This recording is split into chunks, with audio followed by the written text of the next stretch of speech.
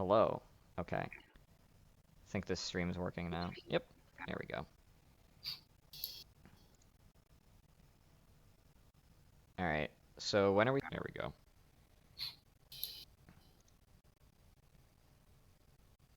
Alright. So when are we starting? I'm gonna like 3 minutes. Cool, cool. Also, I'm gonna keep my stream on just my webcam and like a background image for a while. If you guys want me to stream specific things, let me know.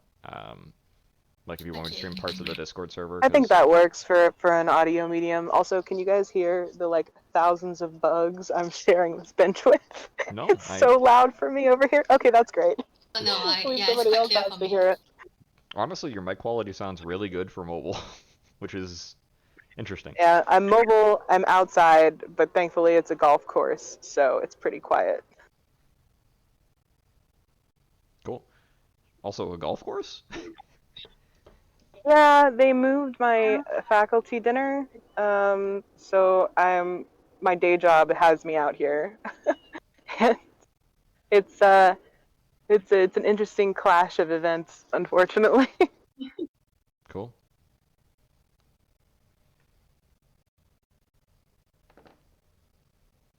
I think like later I'll ask you maybe to pan to like a certain channel if like we're talking about like tracking, for example, currency, maybe we can like pan to one of the transaction channels. Sure.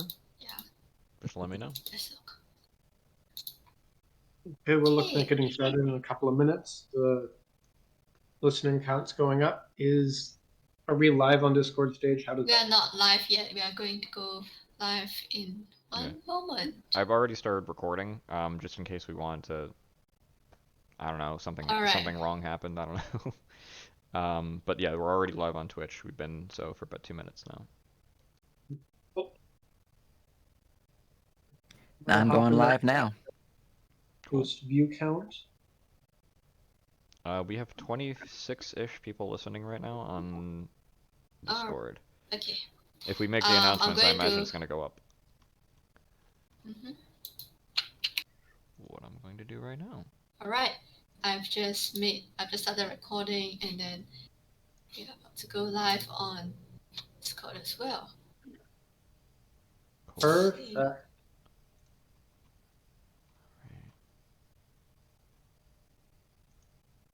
Okay, I'm going to turn off requests. No more people can request to speak. Yeah. Okay, I'm just... Then... Sorry, wait, how do I make this go live? I don't know. I don't know how to make an event public after you've already made it. Okay, open stage. Alright, we're live. Aha! Hello. Greetings. Hello. It is 7 p.m. Eastern Standard Time. Yes. Yeah. Eastern Daylight Time. We are the motley crew of Living World owners and workers, gathered here to tell you all about Living Worlds, what they are, what the future holds for them, and what our roles are in our communities. We'd like to start with Chris. Tell us a little bit about yourself, and we can go down the line. Yes, hello. I am the owner of a few different locations on Discord. I've been around in the Discord community for a very long time, about 6 years, but I've also been around in the D&D community for probably about the same amount of time. But when it comes to Discord specifically with D&D, I've only been around for 3-ish years, working on various living worlds with people, West Marches. I usually am one of the admins on a living world. For example, there's a server called Empire of Erdwayne. I'm an admin there. I help out. One of the other panelists here, Nerp, I help him a little bit with Cyric, which is his living world, and I also have a few servers I run as well that are more community focused, such as my main server, Tableside Gaming, which is just a place for people to find tabletop games. And yeah, that's me. I guess FJ, you want to go next?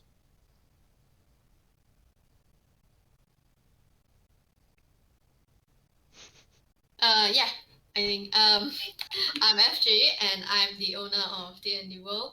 So West Marches and Living Worlds have been part of my life since I first started my whole TTRPG journey. D&D World is my home. I practically um, I practically learned everything I need to know about TTRPGs here. So I hope that through this stage, you guys get to know a little bit more as well. Yeah.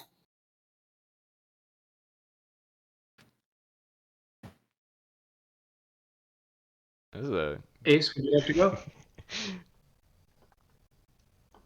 Oh, there they go. Oh no, their Uh, connection is most unfortunate. Oh, they're back. Yeah. For some reason, when I mute myself, all of a sudden I can't unmute myself, so I have to keep leaving and rejoining. Sorry about that. But hi, I'm Ace. I run a West March style server called the Forge Concordance. It's been around for a little over a year. It is a live play over voice and Roll20 style server. We have usually active about 2,000 members. We do a very in-depth clean out every 4 months of inactive accounts and stuff. So our numbers tend to be fairly appropriate for what's going on. Yeah, been playing D&D for about 10 years and been on Discord for about 6. So Good, very good. Greetings, I am Sir Nerp. I am the server owner of the World of Cyric gaming community, which also houses a living world that is currently in the works, being transitioned from a previous living world to, as mentioned by Chris, my living world of Cyric. It's currently fairly early access, but we've been posting videos going over what we've been working on. It tends to be every Sunday when we do this. You can expect a new one tomorrow. Overall, I've been gaming D&D, Pathfinder, similar systems such as like World of Darkness and the like for about 14 years now. Running a Living Worlds for about 3, maybe 4 at this point. I don't fully remember exactly when, but yeah, there you go. Okay, and I am Kniz. I am a kind of floater, goes from server to server. I'm in about 60 to 70 living worlds right now, helping them connect to each other, helping with partnerships, teaching new startups how to get things going, helping them avoid some of the common pitfalls. Right now, I'm helping a group of VTubers set up a living world for their existing community, as well as a couple of other startups and servers that are rebranding. I think that's everything for introductions. And if you all would like, we can move to the first question. Yes. Which is, Alright. what is a living world and how is it different from a West March? We're going to start with Chris and then go down the line.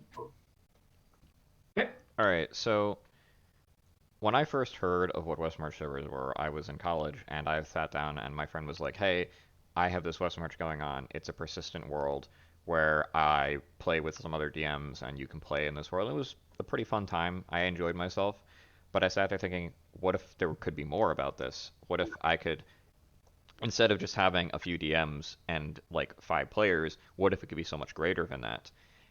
This was around the time of Discord's very beginning, and as a result, Discord wasn't considered a platform for any of this. And prior to like 3-ish years ago, Living Worlds pretty much didn't exist. They existed in some forms, but they were very obscure, very rare. You'd find them on Reddit, and they'd be mostly like play-by-posts. And then it all started with a few servers, much like D&D World, Forge Concordance, Cyric, and a few others, that started to kind of take the West March formula and expand upon it, going further and further down the idea of having more open role play, having less restrictions character-wise, and instead of just being about going out on campaigns and doing missions and stuff, it became just living a life in a fantasy world, all through Discord.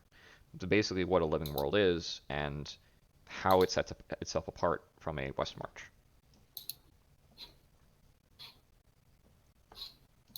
I think that answers the question.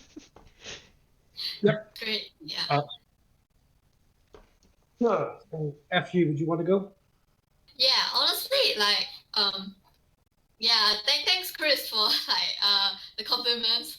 So yeah, like Chris said, I think when I was getting started, living worlds were not a thing. It definitely was. It's a very modern term and very recent. By TTRPG standards, West Master systems definitely exist. That is where I got my first foray into West Masters play. I find that as the time goes on, living worlds the term living world has been more popular, and I've always understood it as having a roleplay component to the West, in addition to having the regular West Marches features. So you could say that living worlds are like West Marches, but they are also focused on roleplay, maybe through text, and usually have some form of homebrew systems to supplement in between quests, like downtime, guilds. Sometimes people have crafting and a whole bunch of other things that basically makes it a more well-rounded experience other than just going out on quests. Yeah.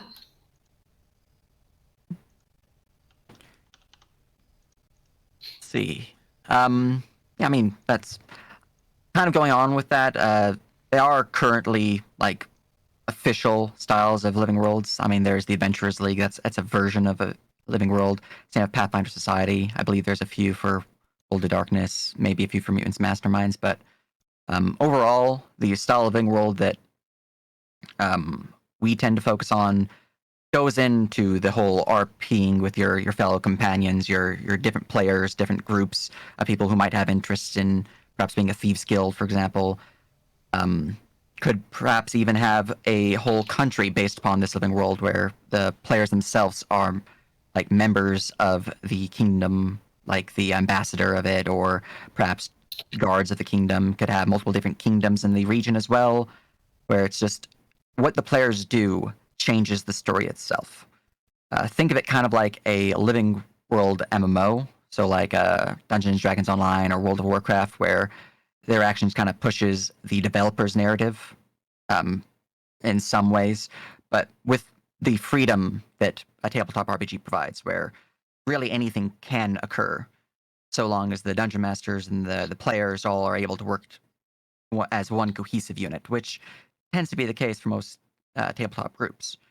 Overall, you will generally find most games themselves in Living Worlds to be a bit more focused due to the nature of Living World compared to a traditional style play, where you might have, for example, you might have it limited where you can't fight certain demons because there's not really a portal that can provide access to those. But players can certainly find ways to gain access. It's just really in the hands of the players overall.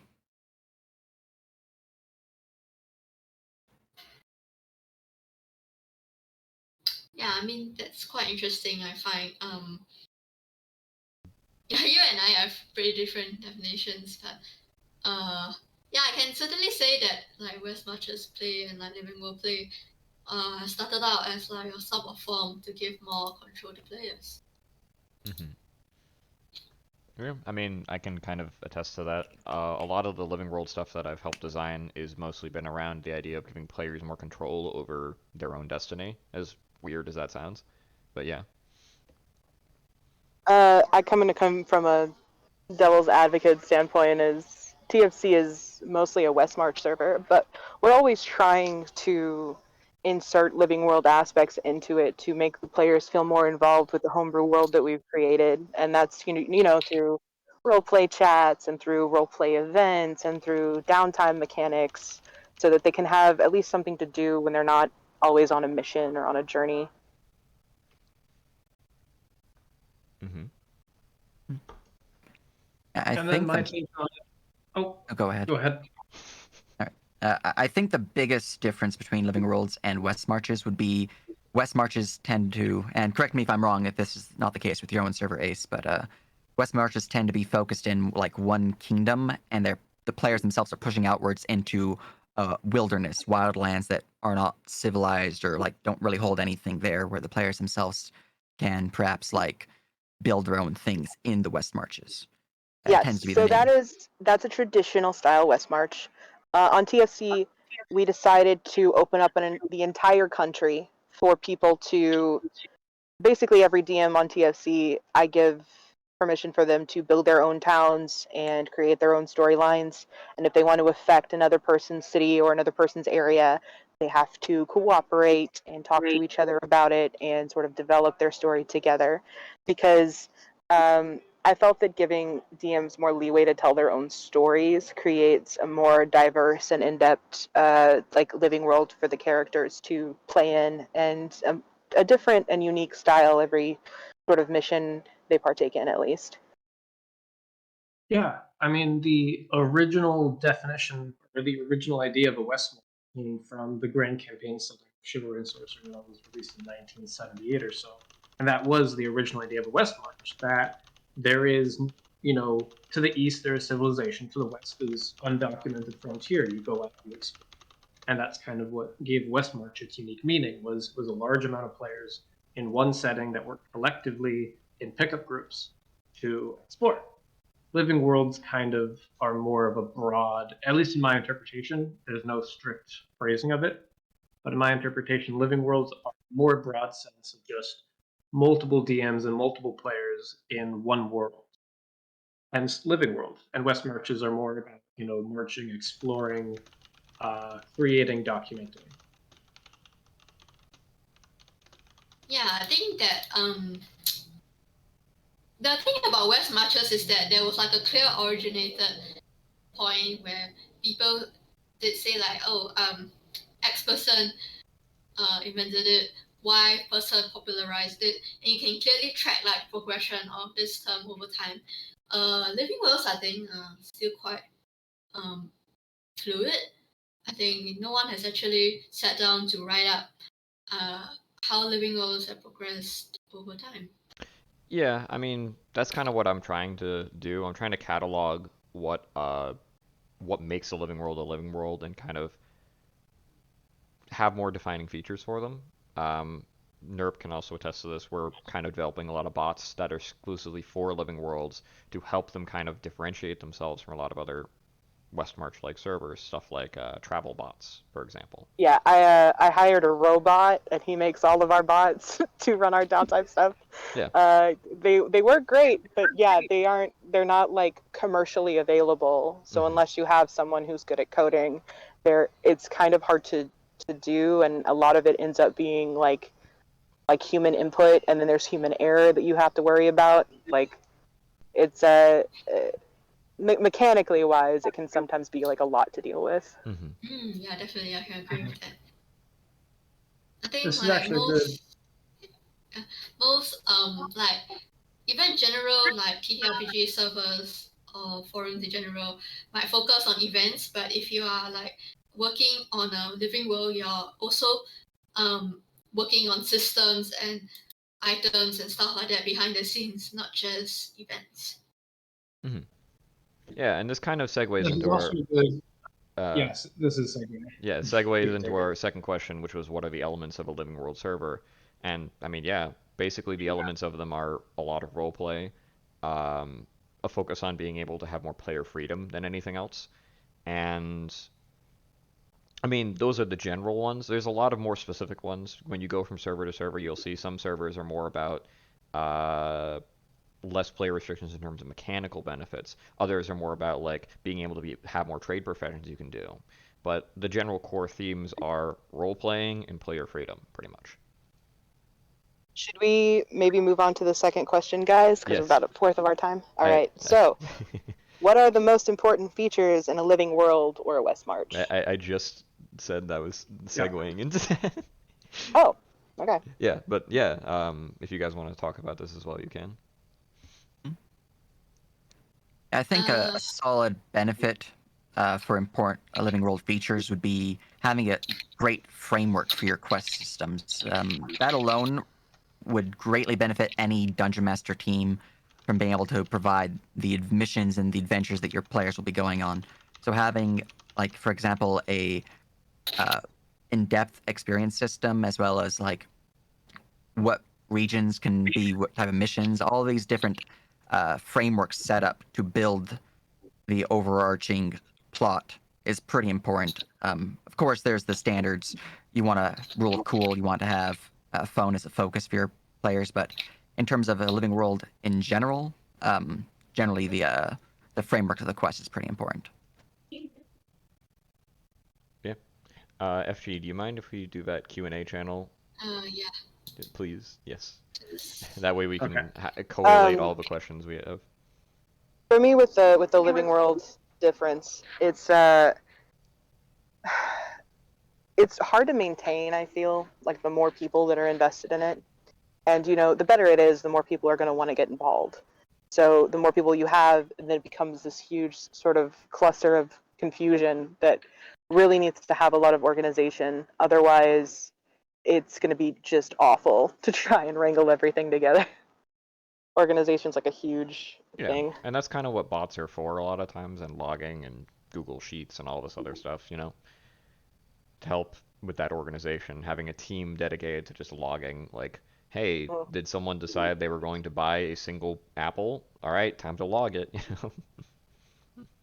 Yeah, it's a lot of, like I said, it's a lot of inputting information. And thankfully, again, if you have a bot, it's easy. But if you don't, you need to really find a way to organize all that stuff. Another big important thing is like having a story that you, I think, want to tell at some point, like for the overarching world, just having like endpoints. And TFC suffers in its lore regard. I'm going to be honest, but we're like working on it to improve it. I've created like a lore team who, thankfully, like kind of wrangles all of the storylines together, and is able to present it to not only me but the players, which is nice. But yeah, it's a lot. It's just a organization, I would say, is probably like the most important thing. hmm It's actually interesting. I don't think anyone's mentioned what I feel is like the big selling point, the big element of Living World Westmarch servers, which is the whole idea of D&D tabletop games wherever you want, whenever you want. Not having to have a strict schedule of weekly meetings, not having to drive to Greg's house every Thursday. Well, I think the idea And behind being able that, to take this character and progress throughout levels 1 to 20 in its entirety, playing with these people and having friends and being a part of this world. hmm To me, that's the biggest unique element of it. Well, that's the thing. That's not just an element of a living world. That's also an element of West Marches, because the base core idea of a West March is it's more of a play anywhere, anytime, but it's more campaign focused. Living worlds have more roleplay openness, so I guess the way to parallel That is that with fair. living worlds is that you can not just play a game almost any time, but you could also roleplay your character with a ton of people anytime, anywhere you want. That's kind of the more important thing there. That's probably why Living Worlds and West Marches are so often either confused for each other or hmm presented together. Is that Mm. they're a very complementary sort of way of play. Yeah. I like looking at it as basically like a West March is a kind of like a baby living world where a lot of the features of West March has, living worlds already have, but amplified to an insane degree. And as Ace said, that does mean it's a lot harder to organize and manage that living world. But at the same time, you also get the trade-off of, well, now you can play in a giant open world, almost like you're playing World of Warcraft or something, but in D&D, At, you know? at, at the same time, it feels a little weird to call a Westmarch a baby living world because they take that effort and it doesn't just disappear. The effort that would have gone into the roleplay and everything goes back into their campaigns, Yeah. their downtime systems potentially, and many of the other systems. So it's just a more focused setting that, Yeah. as opposed to going out and doing all these things passively, you have the heavy emphasis on the campaign and playing in those campaigns. Yeah, exactly.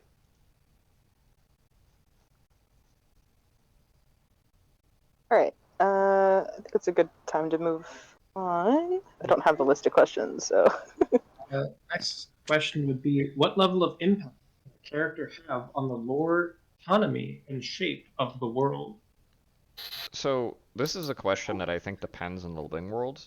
The idea of a living world is that they should have as much impact as they put into the living world. In other words, if you put in a lot of hours, a lot of time into a living world, you should expect that your character is going to have a lot of impact on the world. But that's not always the case for a lot of servers. Some servers that are living worlds have some restrictions on certain things, like some places have more closed economy, others have closed political spheres, so your character can't become like a politician or something and change the world. Other ones are more like I don't really know how to describe it. I think Nerp can describe this a little bit better, actually. He kind of gets what I mean, right? Yeah, yeah. I mean, overall, it as you said, it's 100% going to be based on the living world itself, but the impact overall can be something as small as just a player beating a mission, and from that mission, perhaps the region that they beat it. So, like maybe they're in a village. That village itself, upon completing the mission, could become um, bit more of a flourished haven of trade because they stopped the raids of the bandits upon the caravan there. That would certainly have impact on the world itself because the economy in there could start to expand upon itself, growing in size, more caravans, more trade, more coin for the world itself. Players could have impact on the economy just by being players. They can Mhm. build their own items, crafting, depending on the living world itself, um, and depending on certain factors, they can even become, you know, key players on the political field. The idea with one that we're currently working on is allowing them to, I mean, really do much of anything. If they want to find and become a king, they can certainly do that. If one of the countries in my world actually, there's a battle of the bands style thing, and if you beat the king in the battle of the bands, you become king. And that is something I want players to be able to do, is just become king if they want to. They can shape the economy as they see fit. They can do pretty much anything that you would expect any traditional style game is the goal. Though there will of course be some limitations due to the requirements of the world itself. But That from my side at least, that becomes much more difficult. Yeah, I was actually going to exactly It copy what you say. it becomes so much more difficult the more people you have, because I don't know if FG's ever had this experience, but there are Yes, players yes, who want to do like crazy stuff. Like we had yes. a game, I think this morning, where someone wanted to bribe the capital city's jailer to sell prisoners' souls to a warlock they met. And unfortunately, we have to say, like, the DM had to say no, like, because we don't like telling players no, but when you run a server for like a grotesque amount of people, and then you also have a grotesque amount of people running games for you, you can't just have one or two players sort of like affect how other people then have to run their game all of a sudden when they've had things like written and ready to go, and then they have to fix everything. So yeah, it it unfortunately makes the moderation side kind of the bad guys when we have to be like, you can't do that, because yeah. there's a lot of backdoor stuff when it comes to running OS marches that DMs have to go through and prep, that we can't just kind of throw out the window whenever like a player wants to suddenly destroy like the main harbor for Yeah, shipping stuff. Like it's and just, Mhm. you know. I, Ace, if we are not married, either of us not married by the age of like 40, please marry me because you understand Yeah, everything. but You yeah, yeah. understand I mean, everything. I can attest to that as well because on other servers I work on, there's much of the same issue. However, I've seen that there are two paths you can kind of go down. The one path is one that's a lot more restrictive to the players. It's one where things like PvP are usually restricted in some way. World destruction is limited, and the world's a lot safer to play in. It's much more of a roleplay focused world as opposed to a mechanically focused world is a good way to put it. And the other way you could go down is kind of just letting everything happen. Like if someone wants to murder someone else, they can, but there's also going to be guards, there's going to be a whole army coming after them, bounty hunters, etc.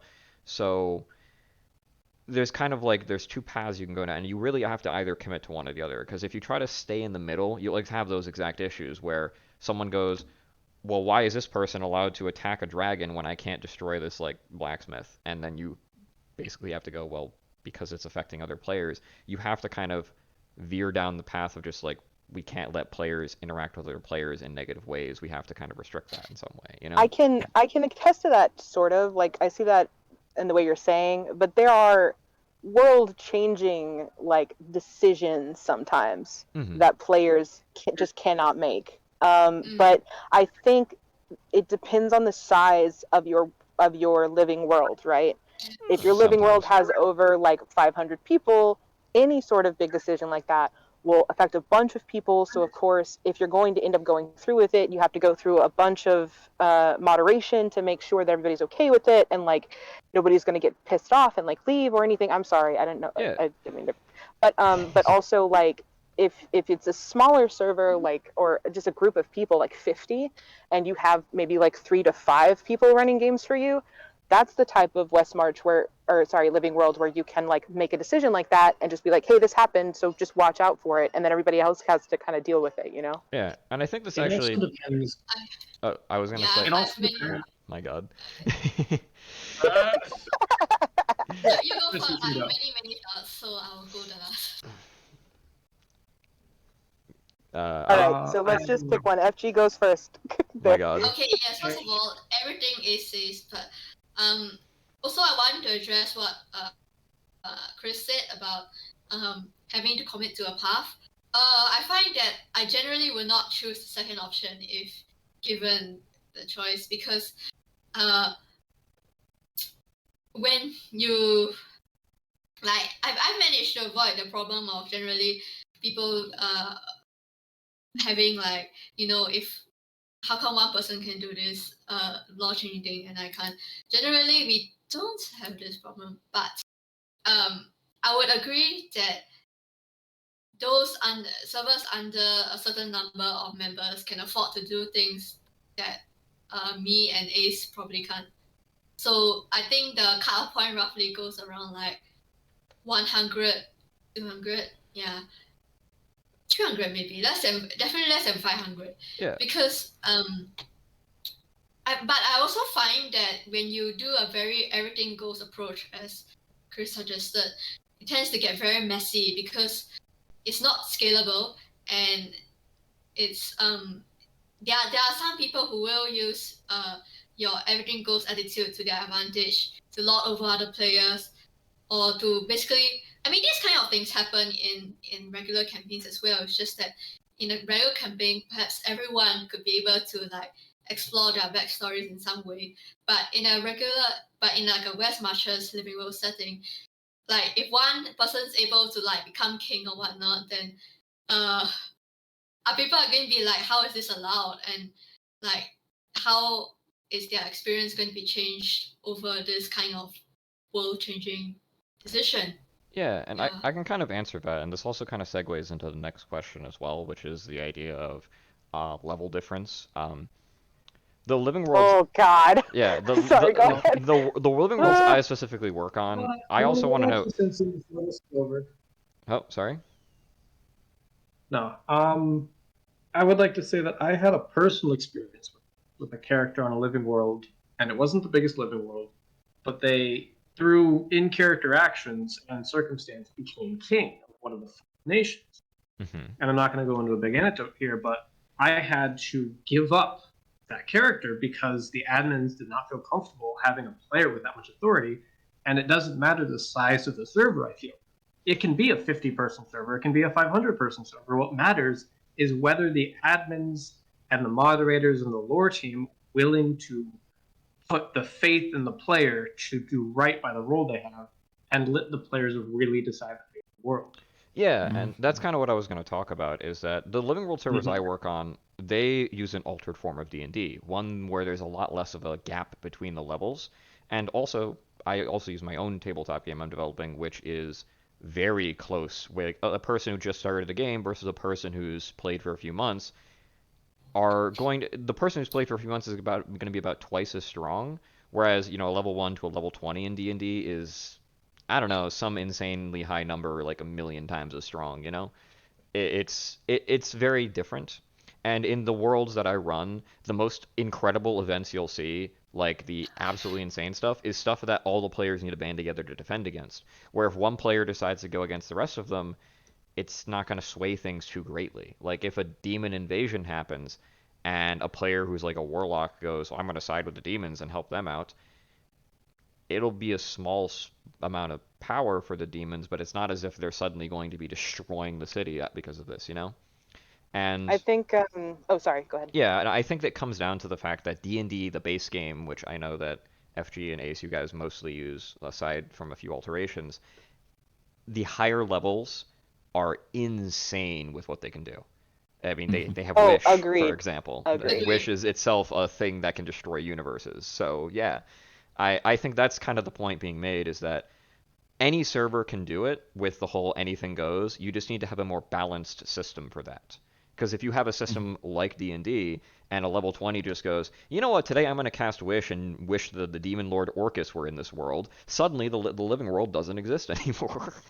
Of you to assume he's not. Yeah, I mean, exactly. But yeah. um, yeah, I do agree.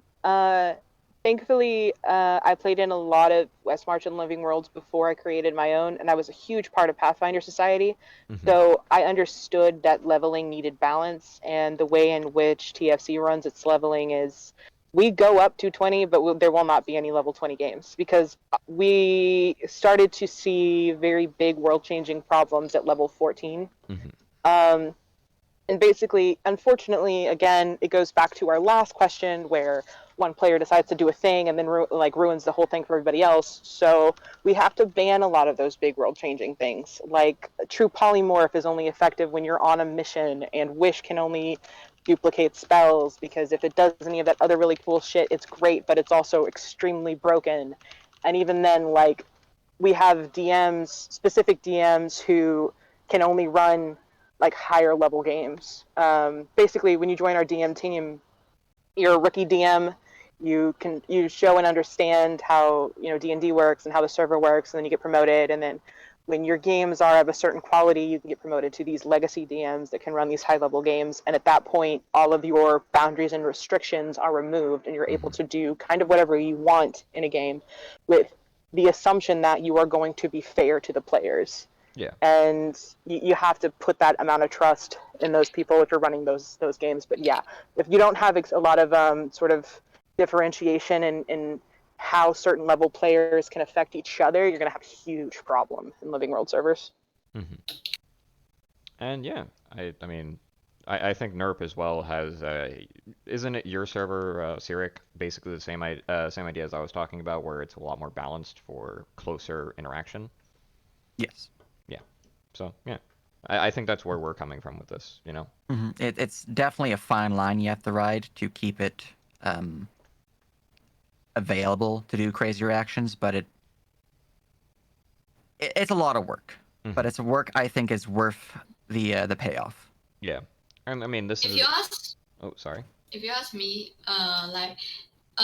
sorry, just to circle back, like when you said that any server can do anything goes, I would say that, though reasonably speaking, a smaller server, uh, I mean, I would recommend if there are any smaller server owners out there to not to go by this approach in general. But yeah, I mean, you could if you wanted to just when you're the bigger you are, the more consequences there are in general. Yeah. I mean, we can actually segue that into question five pretty easily because question five is advice for people who want to make their own living worlds. My advice is unless you Oh, do have some research. Sorry. uh, yeah, my advice is if you don't have a lot of time, if you're a busy person and you want to try and own your own living world, don't unless you can free up a lot of time. I mean this Yes, very, very yes. sincerely. Everyone here spends a lot of their free time just focusing on living worlds and developing them and doing a ton of other stuff. It's a bit Yeah, insane. it is a full-time job. It's a volunteer job, but it's a I'm full-time gonna job. I'm gonna disagree. I'm gonna disagree here, but I'll let you guys speak first. Yeah. Um, you when Don't be afraid to kind of delegate and give away some of that power to other people that you trust. Because at the end of the day, you're not going to be able to just keep track of everything. There's just so much stuff going on in any living world server. You got to learn to delegate Yeah. some of that I mean, Indeed. craziness. the main thing is if you want to start a good living world server, you need a good team to back you, a really good team. of people who not only that you can trust, but people who are good at what they do with mechanics, with homebrew, with lore, if you're not the one writing it, you know. And you don't have to have tons of people to start a Living World or West March. You can kind of start it small and slowly build up. Because honestly, a Living World server, like if D&D World were only like 100 people, it'd still function probably pretty similar with just a few small changes to be a lot less You- focused on a large group, you know? You do need people who are dedicated. You do, If you yeah. have I like heard. a, I'll comment on that on my turn.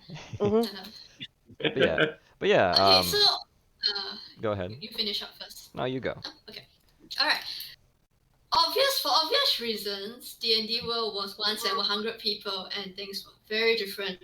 First of all, to address the question at large, most people do not want a living world. They do not want their own server. They do not want a West Marches. What they want is their own campaign. Most people, when they say they want to play, they really mean that I want to play in a game that's consistent and can actually have like a certain number of sessions that I can commit to. However, this does not happen, so they resolve themselves to try to make their DIY their own solution, which is getting a server. Well, let's ask the question: do you like administration work? Do you like forcing yourself to do things that you don't exactly want to do? do you like telling people no all the Do you time? like telling people no all the time? Yeah. Yeah. Do you enjoy being hated and by people who you say no to? And do you enjoy tying a large amount of your life to this? If your answer to this is yes, then great, man. I hope to see what you come up with, and I hope you Yeah, do great. exactly. But yeah, Nerp, what are you gonna say? as I'm a, gonna as, go off of what FG said just a little bit. Sorry, Oh. just quick thing. As a moderator or an administrator in these servers, depending on how big it gets, if anything ever happens and someone decides to split off or whatever, you will always be the bad guy. Yep. Prepare for anyone and everyone who has ever run into you to have a bad word to say or come up with shit, because at the end of the day, like, you are having to be that person to kind of quote unquote ruin their fun or tell them no or be the person in power, and you're always going to be a bad guy. So you have to learn to be okay with people not liking you. Oh yeah. And that's like a huge part of it. Nobody likes to run it.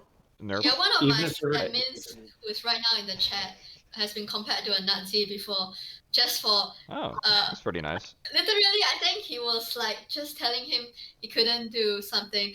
Silver, maybe you want to explain the chat for those in our server, but to not go into that too much detail, he got banned pretty quickly. Continuing what I was saying earlier, like people, okay, as I'm just going to talk a bit my own experience since I didn't really contribute much to previous questions, but D&D World was at one point 100 members, and for me, I did not learn anything I did not have a mentor in the beginning. I did not have a model server to go off of. When like I said earlier, at my time, there was no such thing as like large-scale living worlds. There was no such thing as large-scale West Marches. When you wanted to find a server, you go on this spot and you literally comb through raw. So there was no such thing as like, okay, let's go and like work for the server first, and then I think, oh, this could be improved on, so I make my own server. I stumbled through basically the first 1 year or so with the server, and I think we reached 100 members within 2 months. But the thing about being a big server now is that I get a lot more resources and a lot more personnel who can help me with things. So I would disagree that we will be exactly the same at 100 members, because simply put, we wouldn't have those people to work on it. That's why I wasn't saying exactly the same. I think that you'd be of the same mindset going there, rather than the server obviously would have a lot of differences for size stuff, but you guys would still be progressing down the same path. And that's kind of what I was getting at, is that no matter what size your living world is, you're going to be progressing down the same realizations that a lot of other living worlds have. Realizing, oh, we should probably make an economy system. And then the next one is like, oh, we should probably have a system for questing, and then going down Mhm. all these different paths. No matter how big you are, how small you are, you're going to be doing that. So it's good to just Yeah. kind of, if you want to make a living world server, start and actually Mhm. get the work done and start like testing it at the very least, you know. I And would say, yeah, Something definitely going off of that, you need to have stuff set up before you start. You have to have an idea of how games are going to be run. You need to have an economy system because games are maybe 5% of someone's time on the server. The rest of it is usually hanging out. And that can be filled with downtime stuff. Have an organization system, a record recording system, knowing that you need that and having that set up before you actually open your server is great. Also have a rule set or a rule book, um, and a place where you can post any updates to those rules, because they will always be changing. yeah, Mhm. and um, I think we should let Nerp speak. He's been trying to for a while. oh, I'm sorry, Oh, bud. sorry, sorry. I've been agreeing for things, and I have had some thoughts, but overall, some of them were answered already by other people, so it's fine. I do appreciate it. Going off of that though, there is another big thing that's a key help if you're wanting to start your own living world, and that would be if you don't really have the lore of a homebrew world set up, use a pre-built campaign setting. Use Greyhawk, use Faerun, use Wildmont. Just having a lore is a huge benefit to your team. Don't If use they don't have Forgotten lore, Realms. they have pretty difficult making missions in a world that's only the head person has access to. It's I feel Yeah. so called out right now. Yeah. It's like a I'm gut saying this shot going in one of my from sternum. previous Wait, living high world five, where this was a huge issue. Let's figure that out. Let's figure that out here. We need to prove to this. Yeah. We To be solidify our to be marriage. clear though, I'm the style of DM who makes the lore as I play. So like if my players are set in one region, I will focus my lore prep in that region and build it outwards from there. So it's not a bad way of building worlds. It's just you need to have some framework for your DMs just to start out. It'll make things so much easier for you. So any advice, have a framework, have a lore framework. Mm-hmm. I mean, yeah, that's pretty accurate. Yeah, like you can start off with fairly basic stuff, especially if it's just like you and your friends or you and your few groups of players, without lore. But if you're wanting to expand into a massive community, you're gonna want to have lore written down and not just in like a few key members' heads Yeah, or on and pieces I'm of over paper in where the they can't corner, easily like access it. passed out, and they're just kicking me.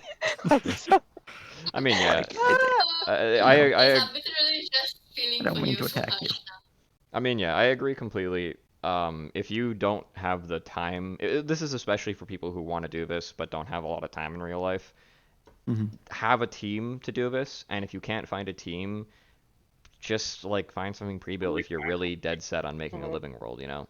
Find like literally just copy D&D World server and use that as a template or No, something. I will CND you if you copy us, but dude, Said he has I will CND you. demon But yes, it's laugh at my jokes. We need to prove to crowd we are worthy to stay together. But also, this is not political marriage. Also, to say, I will argue if you have no time, please do not commit to West Yeah, matches. because I you will mean, get 100%. questions, you will get PMs, you will get pings all hours of the day and night.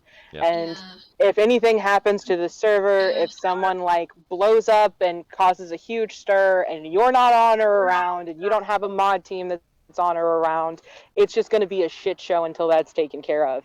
So like be prepared.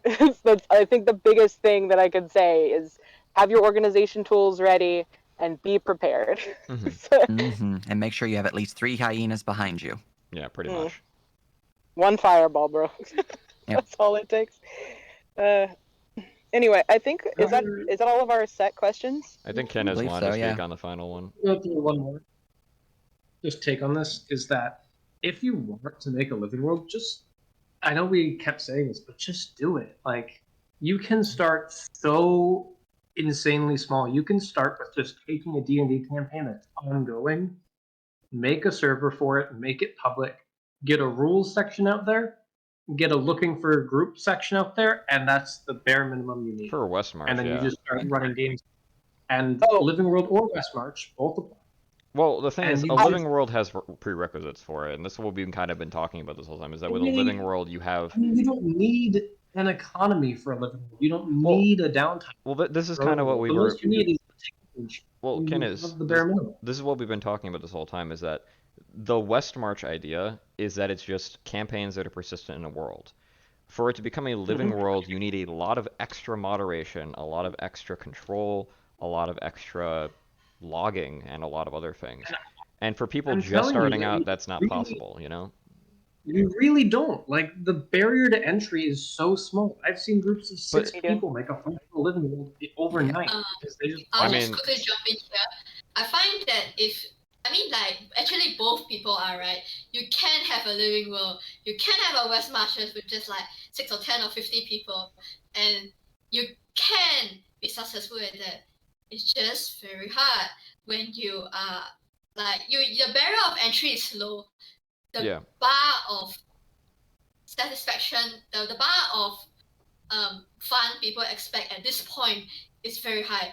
The reason being that, okay, fine, maybe I give myself a little bit credit, but West Marches and Living Worlds have developed over the 5 years that D&D 5e has been around, and now there are so many complex and there are so many complex and just well fleshed out worlds with full on staff teams working on it, that I mean, in a sense, you are marketing your server to prospective players, and if you don't have like any particular strong points, you're just basically just winning by hoping to go on the top of this spot, and like maybe someone might click on Yeah. it. Yeah, it's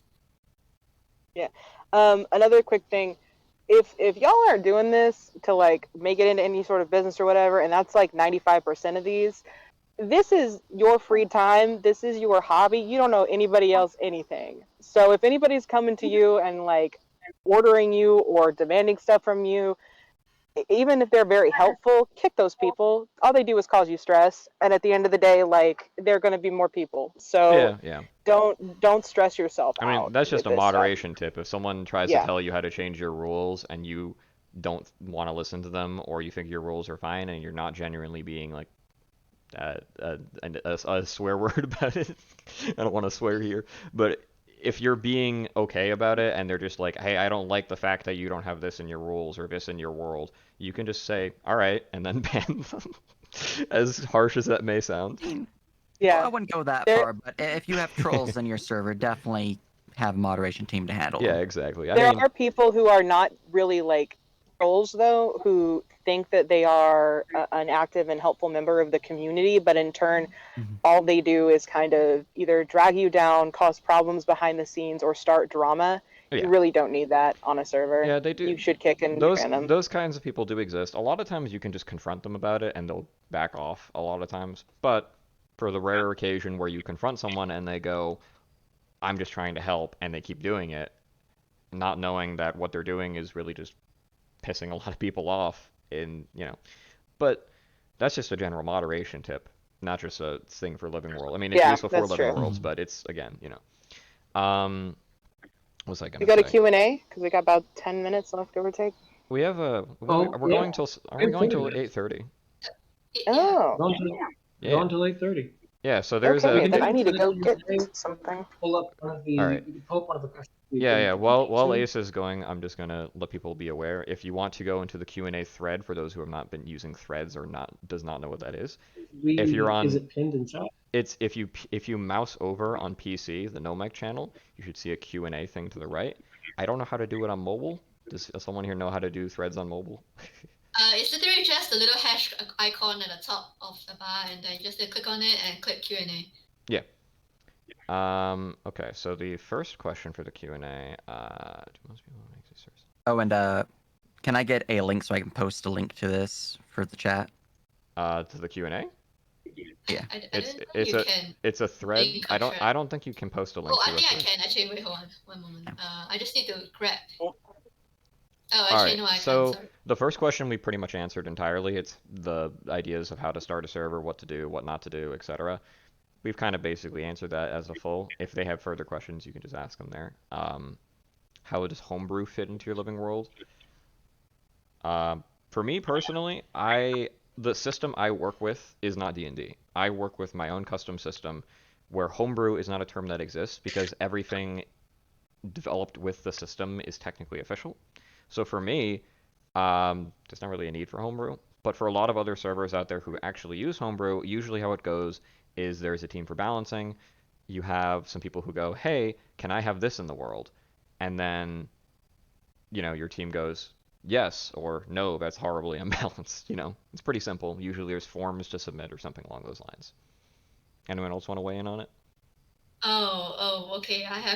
I literally just wore flashback when I saw that question because homebrew is okay. Ace gets what I mean. Yes, you see, just Yeah.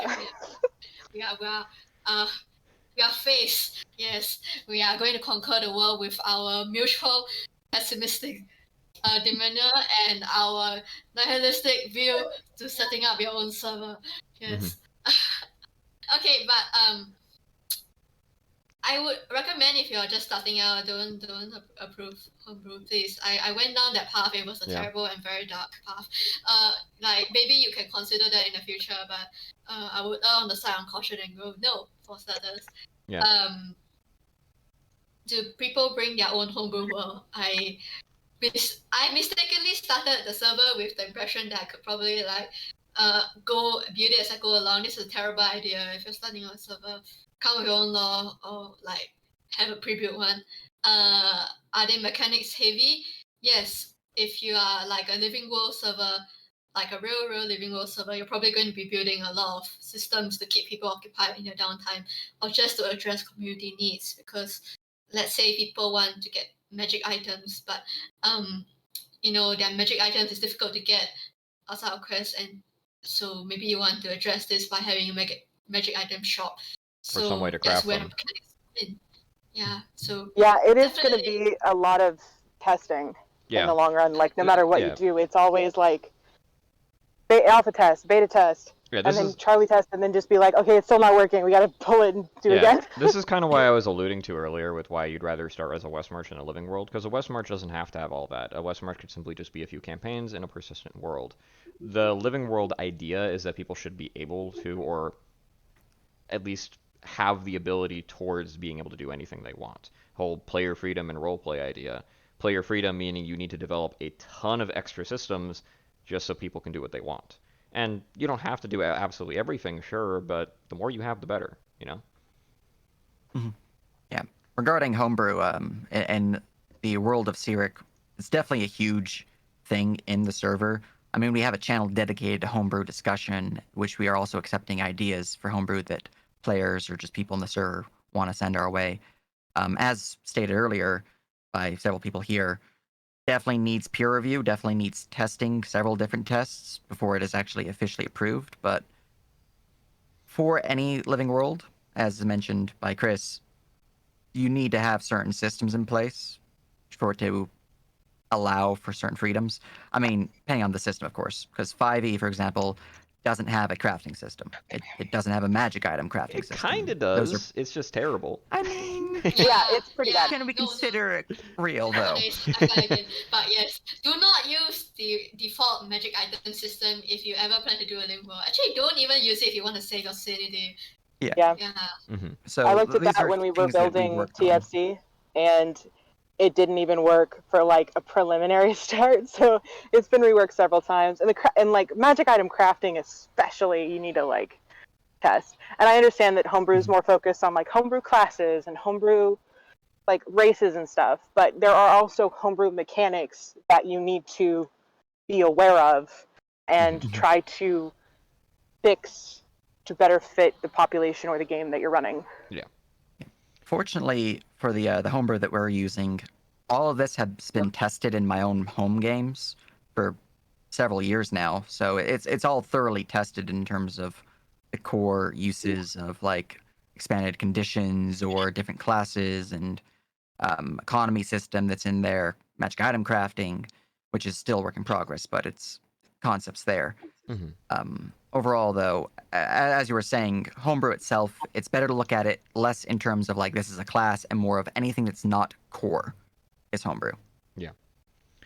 To move on Another to thing to consider is that there is a distinction between homebrew that people bring to the server and homebrew that is made for the server.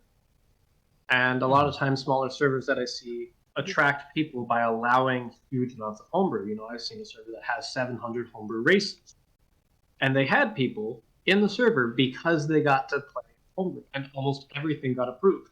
It destroyed the balance of the server. It made sessions take a huge amount of time where players had to look up all these races and classes. Yeah, I mean, And that kind of strikes me as an example of this is what happens when you don't moderate your homebrew that you approve. But there is a really nice part about servers once you start to expand and people start to want to develop your server to have custom homebrew, like a class or a subclass that exists in this world specifically because of the lore. Yeah. Like a spy organization or something similar to what the Strixhold colleges are.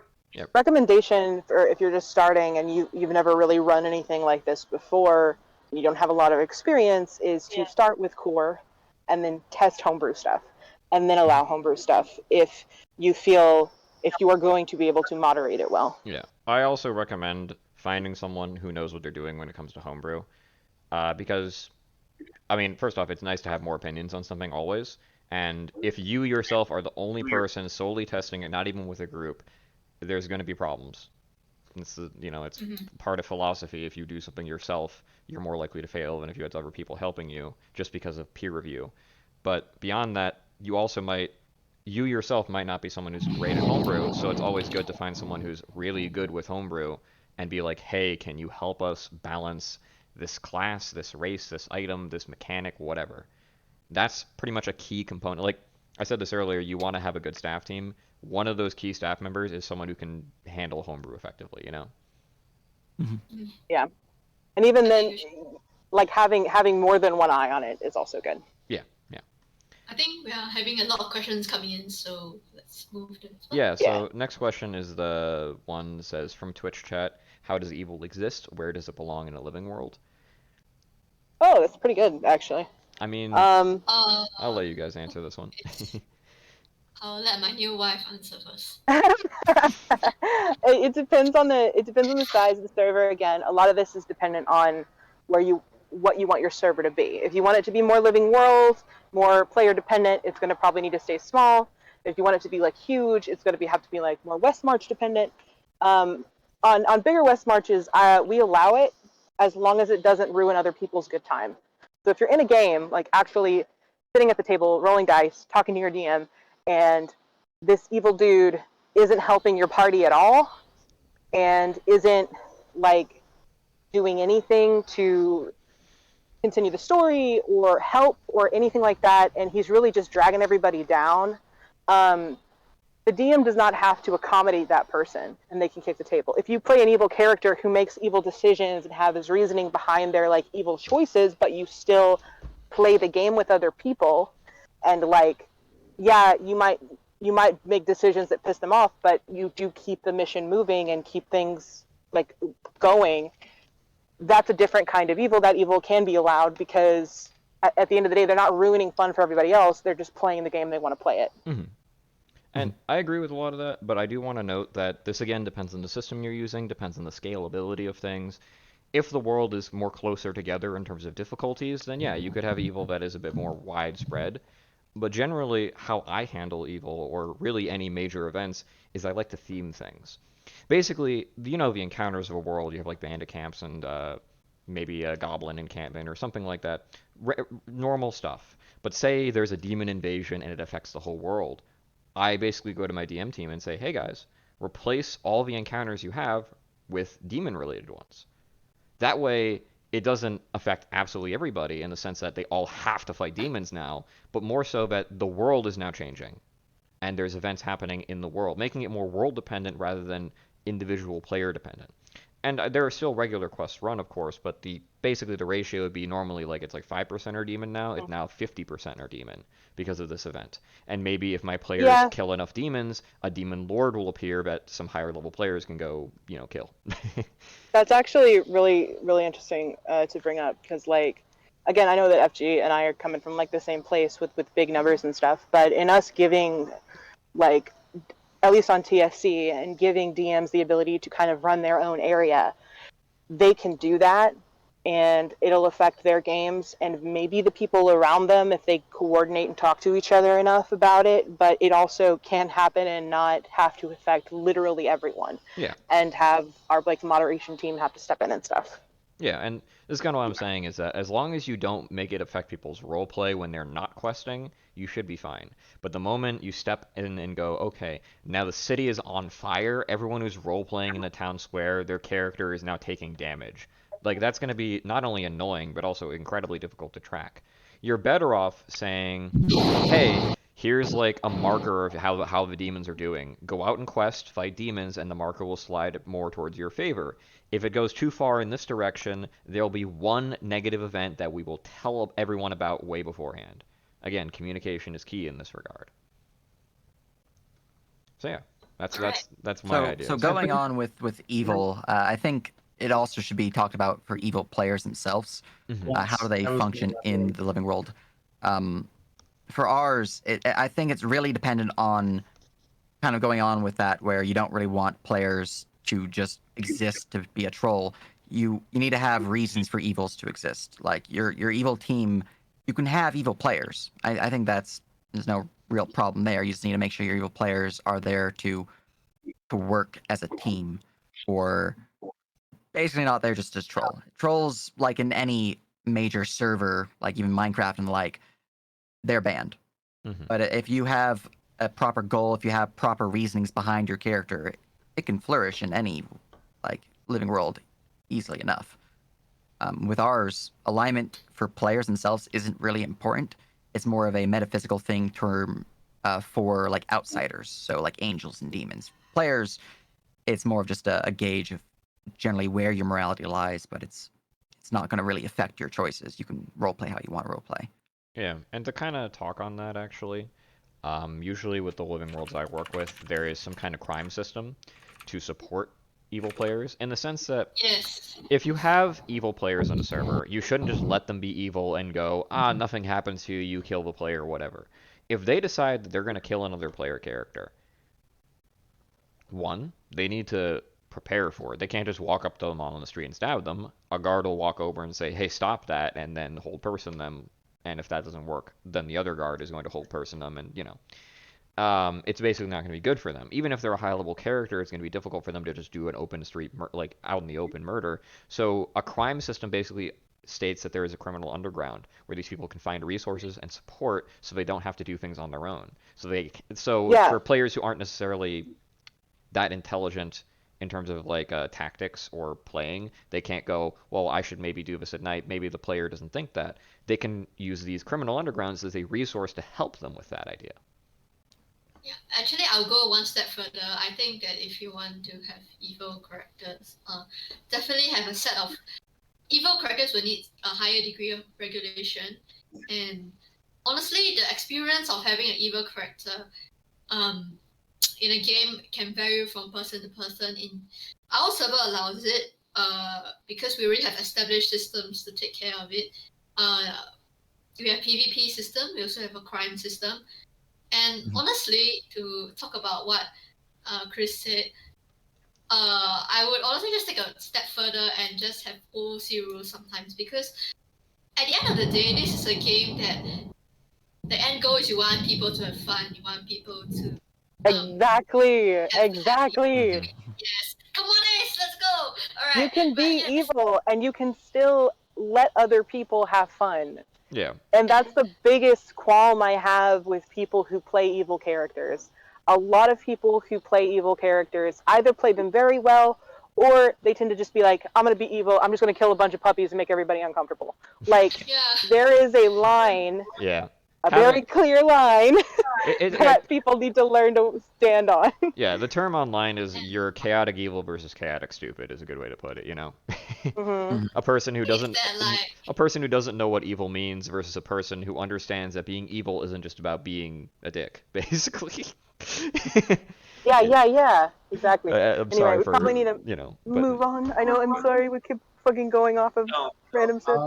okay, another so big thing to consider Oh. is just that there are in systems beyond 5e. I ran a lot of Pathfinder on Living Worlds, and even evil characters in Pathfinder are a very different thing entirely because alignment is such a strict thing. If a paladin sees an evil character, there has to be PvP by Pathfinder rules. Paladins must do away with evil. If they see undead, so you can't have necromancers, and there's all these rules about how alignment in other systems is treated. So while 5e is, really nice and simplistic and you don't have to enforce things like that, there are settings and there are games where it's gonna take a lot of thought. It's gonna take a lot of communication about what you want. And Yeah. the best solution that I've seen for these servers is just doing what 5e does and making it sequential. Because even though it does away with some of what a system I think you cut out when you were talking about that. yeah?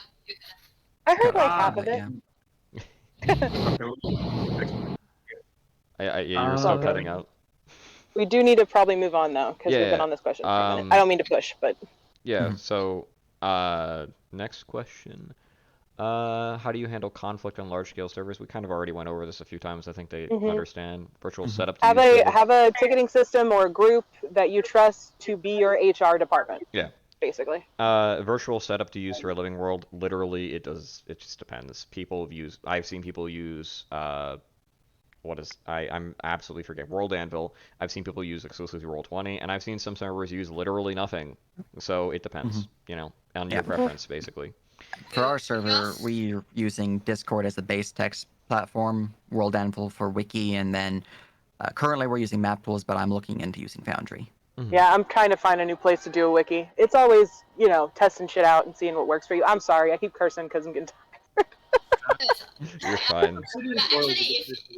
Okay, wait. Oh my god, I'm gonna do a FG thing, but we actually have a World Anvil sponsorship. So if you ever want to go to World Anvil, I have I think 25% off promo code. So yeah, just hit me up. Wow, so cool. amazing. Nice.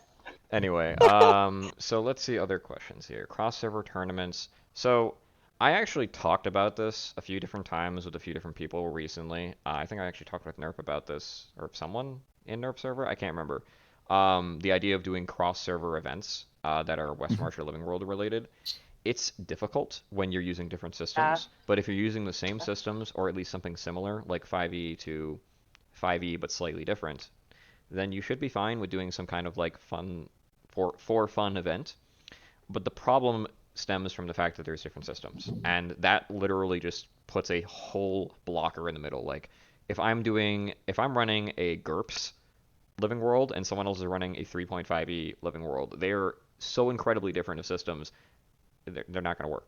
Like you can't just you get the point. Yeah, the only real way there is to make the character in their system and recreate your character essentially. Which is a lot of work for just a tournament, Even in my living sorry. world, even in my living world, we have a lot of homebrew that we're working on to add for it. Mm-hmm. And if we have someone else's who is using just base 5e, the power level's gonna be pretty drastic. Mm-hmm. It's not gonna be the same level. You couldn't have a level 3 character from mine versus level 6 and have them fare off in a fair fight. Mm-hmm. You need to have a way. You need to have a team and ability set up to. Sorry, I'm getting a call. Give me 1 sec. You're fine. Yeah, don't worry. I'll just cover for Ace since we're basically the same person. But yes, the Ace is me on all account, by the way. That's why we never speak at the same time. But I think the biggest difficulty that comes with having inter-server thing is a culture issue, because I mean, even now in the chat, people are saying, oh, how people have different swearing policies. Even on the OOC level, we already have these kind of differences in how we manage our servers. Imagine how much in depth it could be when we get to our characters. So I find It can be done, but you need to have like a very good team on both sides ready to help players move their shit over and make sure that their mechanics match up with whatever mechanics you're running. So now All right. this isn't saying it can never be done, by the way, and Yeah. especially if this is something that I've noticed hasn't been done in Living World community at a large scale yet, but a branch off server that is still officially part of a server. Like if, for example, D&D World decided to make Pathfinder World as a branch off of their own server, or something like that. That could be something that can be much better coordinated than two completely separate server owners.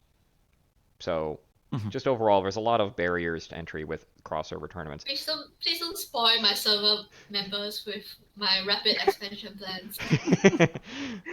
Take over the world, one text-based RPG at a time. So Anyway. I kind of, we should probably speed through a few of these other questions here, because a lot of them are pretty simple answers. Like Darth question, if a party splits, have different DMs run it is the easiest way to handle it. Just fill them in on what's happening and have them run the other sessions. Or if you have a lot of free time, just run them at different times. It's a living world, if you do live missions like we do, it's really up to you as a DM how you want to handle that. Yeah, basically. It's just, best way to have a lore world history be changed or evolve within the living world. Make people aware of it in the first place. I mean, we already discussed the idea of like sweeping changes to the world with themes and stuff like that, but if you want to do an upcoming change to the world that also includes new mechanics, but also an actual lore change, tell people ahead of time something is coming, a reset is coming, some kind of either soft or hard reset. Soft meaning players still retain some things, hard meaning they retain nothing. But you probably want something alongside if you're doing a major change like that. So I do have a quick comment on that one. When it comes to sweeping changes mechanic-wise, there are always going to be a large group of people that are going to be pissed off no matter what kind of change you make, and you just going to have to be okay with that. Because, like, mechanic changes need to happen, otherwise broken loopholes become abused more and more, and those need to be constantly fixed. So don't be upset if you need to change something, or if you're worried that the majority of the population is going to be upset. The worst thing that's going to happen is that they will leave. That is literally the worst thing. But guess what? There are always going to be people who are willing to play. So don't worry about those people. I've heard of people who, other than leaving, would probably send bots after the radio. It can be worse, but yeah. Anyway, just quickly putting my own comment. I think in living worlds, right, you kind of are already agreeing to sort of progress law definitely slower compared to a regular campaign, because these kind of changes need to be discussed with your team. You need to come up with a write-up that's like newbie friendly, and you need to like see how this is going to like play into like the larger picture. If let's say you're implementing this for DMs to use, so that's my comment. So moving on to the next question. We have some questions in the QA. Yeah, that's That's what we're talking about. Part of a West March, games take too long. So again, this is up to the DMs. They need to be the ones on top of that. If they are communicating that the game's only going to take 2 hours and then the game takes 5 hours, that's usually on the DM for not testing it out in the first place. And it's rarely ever the player's fault, because if the players are like literally staring at every rock they walk past, yeah, sure, you could argue it's the player's fault, but most players aren't going to be like that. So most dungeon masters need to be very upfront and say this game should take between this many hours and this many hours, and there needs to be a mechanic that if it goes over, it is no fault on the player. And usually the DM's not at fault either, but they need to be very upfront with how long their games take, because people can only put aside a certain amount of time. Yeah. And overall, with going on with that, if a mission is taking too long, the DM fully has the ability to cut content. So if there's like a random goblin encounter, doesn't really have much to the story, you can easily just remove that encounter to save time. So that's one of the main things that can help with that. Also, you can remove certain functions within a mission. So if your mission itself has, for example, a secret door that leads into a sub-boss, you can just remove that secret door. That'll save on time. Just as a dungeon master, there's things you can do to reduce the time that the mission has remaining. As a dungeon master for like live play games, I would say you usually want to set aside 20 minutes of combat if people are below level 5, 30 minutes up until level like 8, and then 45 minutes to an hour for every encounter past level like 10. Yeah, this and that's just like a rough backbone. yeah, and this So- again depends on DM style, depends on system use, depends on literally a ton of factors. So, I mean, take this not necessarily with a grain of salt, but like understand that this is just we can't be the arbiters of truth about this. We can only give you a rough estimate. Yeah, and in addition to that, if you only really have 2 hours to play per session, another big thing would be for the DM to do is not be afraid to railroad your players. Like I am fully against railroading for the most part, but it is a tool that is sometimes necessary. And if your limitation is 2 hour game time, that is a time where you'd be using railroading. Okay. Yeah, honestly, Lot like of- to go off what Nerp said, you as a DM need to have some sort of pacing skills. Like if your players are like lingering a bit too long, you need to be you need to push them along and like maybe stop over describing certain characters so that they don't just stop and think that it's like a important lore plot bit. So yeah, you kind of need to take responsibility a bit for that. For our server, we basically have a blanket rule that like most games, lower ones take at least like 4 hours, and then when you go higher level, obviously this gets longer and longer because of combat. And this is like if you desert, like if you have to leave the game before the 5 hour mark, you don't get a penalty because we understand. All right, next question. So the next question is, we're gonna skip all the way down to Sir Nerp's his chat's questions from Dr. Jund. From each panel member, what is the most valuable lesson you learned from your time running Living Worlds or Westmarch games that haven't been mentioned so far, that you wish you knew when you started? I'll let you guys talk on that. Jesus Christ. It's a loaded heavy-handed question, yeah. From what everybody said. I don't know if this is a similar thing with your guys' systems, but prior to the Living World, I didn't really write down like my notes in like a standard format, a adventure path format. I kept them generally on map tools itself within like certain locations, so like a door that's strapped, I would have it on the door. Living World itself taught me how to properly write out mission formats, gave me like a system that I built to help other people because I was part of a training team, the head of training team. Now I have a co-head. But that overall, that helped me a lot with writing missions, keeping things cohesive in storyline creation. So it's huge help. Mm-hmm. I would say for me, you need to... I had no idea how much extra time of my life this would take. I have 2 jobs, and this is like a 3rd one. And it sucks sometimes, and I'm very happy that I have the team that I have now, because when it was just me, it was a lot of work. I just realized that it is a lot of work. Mm-hmm. And if you don't continually put the work in, unless you have a team willing to run it for you, your world will die, because you're the one that's applying all of the lore and the information and the mechanics and stuff. And like, you just have to be willing and understand that you have to designate a lot of time to this. Mm-hmm. I'd say. I think. Go ahead. Okay, you go first. Okay. I'd say for me, the thing that Living Worlds have taught me the most is it's kind of weird because this is gonna take a step back from all this for a moment, but like I've always been interested to see how players react to things. And usually when I'm running campaigns, I have a small group of players and they react to things normally, and it's fine. I get a gauge of what their reactions are and I can better tune the world for it. But it's a very slow process. It takes a lot of time and effort. I have to go through hundreds of not hundreds, probably dozens of campaigns just to get the tuning right. But with a living world, there's so many people, so much feedback, so much reaction, so much activity that it becomes so much easier when you have more people. And I realized that going forward, if I want to develop the lore of something, I should do so via Living World or Westmarch, because it's going to be the easiest way for me to understand where I'm going wrong, what I need to improve on, and what is fun for the players, because I'm having such a huge player base try it out. You know? Peer review is very important. Exactly. Okay, Something so important. Well, Every time, every time. sometimes our bodies get confused and we try to use both of our mouthpieces at the same time. But yes, go ahead.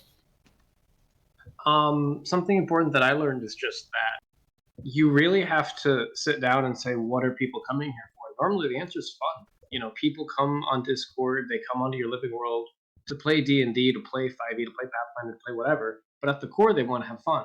And you need to kind of design your mechanics and your staff teams and make sure everyone's aware that the first thing your focus should be on is making sure people enjoy their time on the server.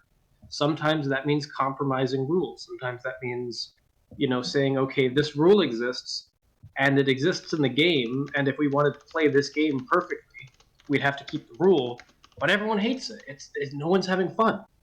You know, a whole server where everyone has to be, you know, good or neutral, and no one can have any like evil characters or thoughts, because doing so will cause a level 20 paladin to smite your booty, as it were. You really gotta decide, okay, what's fun, and focus that. And I've seen a lot of servers not do that, and they suffer for it. So at its core, that's something I learned. An easy way to deal with that, like, I guess also a little bit of advice: have some NPC that's like your president or your guild master or your queen or your king or whatever, who has the power to take care of players that are being assholes to everybody else. Mm-hmm. Like, sorry, it's just a little tangent that I forgot to say earlier. Yeah, I mean, I think there are so many lessons that have. I joke to my staff members that I change my personality every 3 months just because of how much character development I undergo being in this position. Instead, I guess I would impart this lesson on people who may not have realized this. How many servers do you think actually make it past the 1 year mark? How many do you think make it past 2? Our servers encroaching on 3 years, and I really feel like I've lost half my lifespan. And so many servers die out. Many, just because of there are so many reasons of which they just feel that, because the truth is there are many lessons to be learned when you are doing this server. So I guess eventually there will be the question of, do you think this is worth it? What is worth it to you to have your server around? Yeah. And so this is the kind of point where you either break or make it. So this, I mean, it's food for thought. Many servers don't. I think that the lifespan of a server is dependent on the people willing to put in the work to keep it alive. If you don't have a big enough team, or if you don't have a team that's dedicated, it's not going to stay alive for very long. Yeah. And if you feel that happening, get a new team. Don't be afraid to kick people from your moderation or from your dungeon masters or whatever. I've done that. It sucks, but like, if they don't have the input, you know, get them out of there and get somebody else fresh faced and willing to put in the work to make things happen. This kind of goes right into the very next question, which is, what do we look for in staff members, GMs, moderators, etc.? And you can kind of speak more on that, Ace, if you'd like. Oh, okay. I look for people who have a lot of impact on the server as a player first. If they are already, we have open applications for staff members. We will take anyone who is willing to work, and we kick people who are inactive after 2 months. So we are very up to date with our activity as far as our staff members go. And if you want to be a staff member and you like the server, any work you put into it, we will take you. But for moderation side, you have to be a very active staff member and one who is willing to understand why changes are being made, even if you disagree with them. You have to be willing to put in the work to deal with people who will not like you, who will yell at you, who will upset you because they call your personality traits into account when something that they don't like happens. And you have to have great customer service if you're on a bigger server. That's a huge thing for at least TFC. I don't know about you guys, but yes, we will always take people for moderation who have just a good personality overall and are recommended by other players and members of the community. Age just gave way too in-depth of an answer. For me, I was just going to go off my own personal opinion when I choose when what makes me have a staff member who I especially take notice of. But okay, I'll go into depth. So first of all, as from a server owner point of view, uh, people who are really valuable to me are those who are very hardworking and they are willing to see things from an objective point of view, especially when you have something as immersive as like TTRPGs. A lot of times people can get caught up with emotions and they are trying to look out for their own values and their own stake in the server, and that's understandable, but it's not someone you might want on the staff team. So someone who can provide an unbiased point of view, or at least if they are biased, they acknowledge it and they take steps to remove their bias from their opinions. Mm-hmm. As for how our application team vets applications, we are looking for people who, as A said, have a very good personality, but I feel like for us, this extends to DMs as well, because likely DMs are going to be your first point of contact other than other players when you enter the server. And it's very important for us that you have a very good experience and that your DM is someone who is not just unprepared. They are not they like they bail after like one session. Yeah, we're trying to look for somebody who is committed and who really cares for their players. Nerp, you got anything else to add? I mean, overall, that what you guys said is pretty much on the nose there. But for our dungeon master specifically, the big thing that we're looking for would be the ability to take criticism well. That's a huge thing.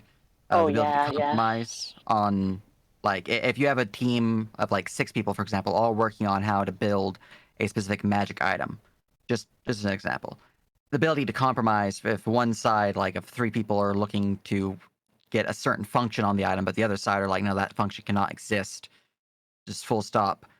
There needs to be some give and take. Both sides need to be willing to work with the other side to push forward, because otherwise you're just deadlocked and nothing gets done. Yeah, and that's a huge issue. I'll build off of that, and then I want to talk about moderation for a moment because that's kind of my forte. When it comes to hiring just people for homebrew or lore or things like that, I have one rule of thumb that if an idea gets presented by somebody, unless it is absolutely outlandish, we never fully reject the idea. We instead work on the idea. We mold it. We turn it into something that could be more suitable for the server, for our intentions, for whatever. But we never outright reject something unless it is absolutely absurd. And this goes both ways. If I say something like, hey, we should do this kind of system, if someone says, no, that's a terrible system and gives literally no reason for it, I don't think them as a good staff member because they're just complaining at that point. They're not offering constructive criticism. And that kind of rule of thumb, we don't really have a voting system in that regard. We instead basically go, okay, here's the idea. Can anyone offer any ideas for how to improve this? And if nobody says anything that can improve it, we either assume A, it's good to go, or B, it's absurd. And yeah, we have the opposite point of view, but it just depends on what you're running. I didn't want to be rude, but yeah. Yeah, I understand that. I understand that, yeah. I get it, don't worry. And so for moderation, I wanted to talk about, because I do manage a few Living World servers, but I primarily manage the community servers, and a lot of them, honestly. And what I have seen moderation-wise, the most admirable trait you want in any moderator is someone who is personable, is a good way to put it. A person who can actually sit down and talk with somebody. You don't want a moderator who just goes, oh, you broke rule 1, ban. Unless rule 1 is like, don't be racist or something, and they just said the N-word in general chat, that shouldn't be the case. If rule 1 is like, I don't know, you get my point, that the rules are set in stone, yes, but they're not so set in stone that they can never be slightly altered or looked at differently. You have to have a staff team who's willing to understand that. I actually think that's our rule too. Yeah, That's why I'm like trying not to. but yeah, like Honestly, you have to I have. think Oh, sorry. rather than saying like rules can be looked at a different way or rules can be bended, I think the better phrasing would be follow the spirit of the rules. Yeah, exactly. And that's kind of what I'm getting at is you want a moderator team who understands the rules, one, but two understands that the rules are a guideline. They are not the be all end all of the server, and they should at all times be a person, be a human being. Like I have seen too many moderators go, I don't really They want to get talk to power you. trippy. I don't want to talk to you about this. Yeah. Get banned, get kicked, get warned. They don't Yeah, yeah, discuss it yeah, with the yeah, person. yeah. The person then goes, "Why am I getting warned? Why am I getting kicked? Why am I getting banned?" No response. That tells you that person is not a good moderator if they don't want to communicate. You know? I will say having channels specifically for communication between moderators is great, and having a rule set for moderators about, hey, if you want to kick somebody that's being a butthole, you gotta like let everybody else know the reasons why, and everybody else gotta look into it. It's got to be a consensus type of thing, Mm-hmm. because yeah, you don't want somebody to get power trippy. Mhm. Unfortunately, guys, I am currently at a work event, and I do need to go now. Yeah. This I was mean, great. Yeah. I you're fine to go. Time's up after really all. hope So. everybody has had a good time, and I'll see my guys later on. Mm-hmm. FG, we gotta set a date for the wedding, okay? Okay. Okay, I'll text you. Text me back. Uh-huh. Bye. Gotcha. I will also be stepping out now. It was great to be here. Yeah. I'll chill Oh, around. we also have the giveaway. FJ, do we want to handle that right now?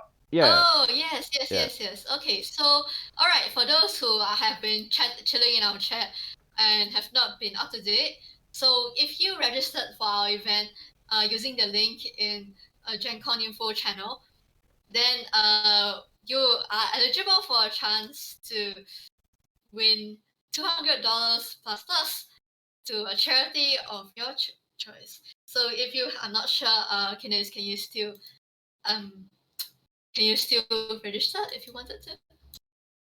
Okay.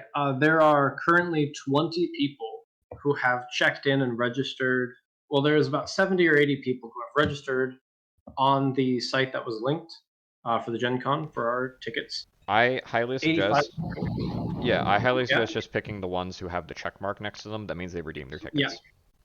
Yep. Of those who 20 redeemed their people tickets, is there are 20. So, in a rather iconic twist, I need someone to roll a d20. Oh, Mm. dun, dun, dun, dun. Honestly, I will offer this to Ace, but well, I'll roll in her spirit.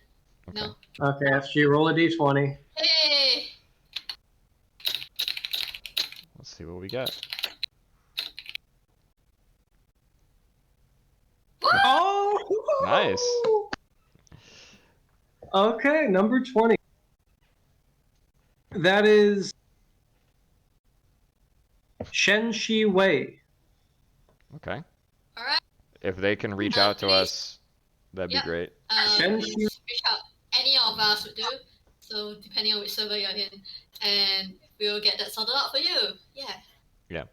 If you're in the chat, can you like just give a moment to see if there's anyone who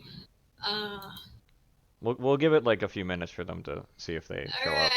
Alright. I was gonna say that I'm gonna continue streaming for a little while after this. If you guys want to join me on my Twitch stream, I will be discussing some of the unanswered questions that people have about Living Worlds. If people want to ask more things, since we didn't manage to cover every question, so just come over to my Twitch stream after this whole thing happens. Okay, so I think since we have some TFC people here, yeah, apologies that your owner is no longer around, but yeah, I will do a quick tour maybe of the server since you guys are here, and maybe you can do a live demo. Okay, I will be stepping out. It would be great, FG, if you could Alright. give that tour to also the people who were here from Gen Con to just kind of explain, what Yes, each yes, of course. Mm-hmm. Okay, I will be stepping Yeah. out. Thank you all lovely people. Have a wonderful night. See you, kids. Gotcha. Alright, bye. And, I will also be stepping out, but let's go raid Chris, shall we? Oh, thank Yeah. you. Thank you. Got this chat. Yeah. Mm-hmm. Hope you guys enjoyed the stream, but I think I'm gonna get myself some dinner. Mm-hmm. Yeah. Alright, Good idea. loving having you.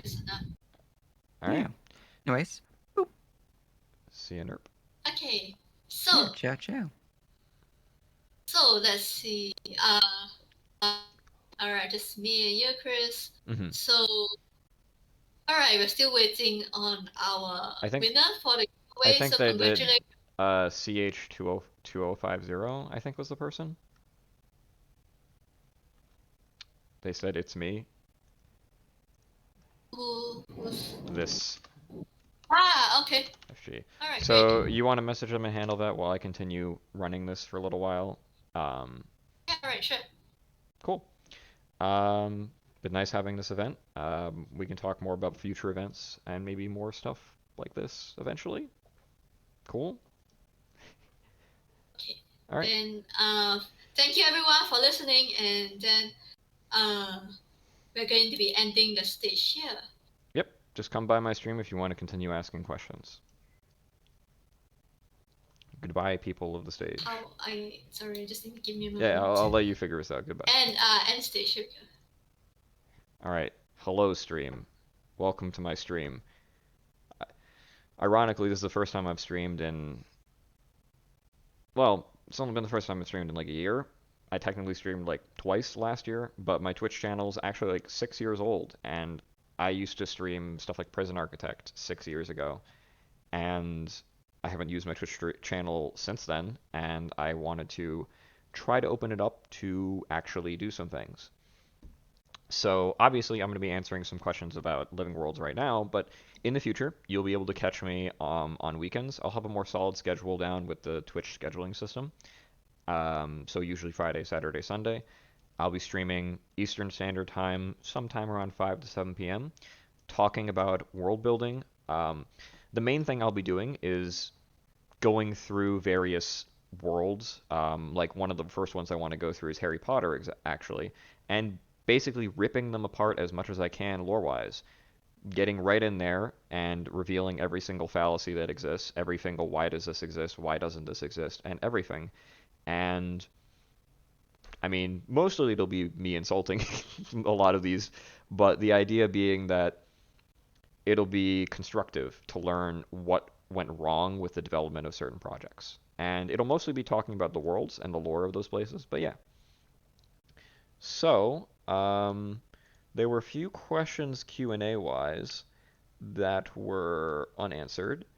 One of them is how do you deal with leveling? This does vary from server to server, and mostly what people will do is they'll have a simplified XP system. In D&D, the XP system is in like the thousands to 10,000 range. Most servers will just go down to the single-digit, double-digit range, usually using some kind of simplified XP system. And they'll give out XP for quests most of the time, and very rarely give out XP for trade professions or other things. How my own server would work for this, the one I'm currently developing, is because the base system actually is built for a living world, it means that pretty much everything can give you XP, from just treating someone's wounds to, I don't know, punching a training bag, you know? And that's the idea. But yeah, it does depend greatly on what server you go to. Next question is, what mechanic in the living world is the worst to have a character break?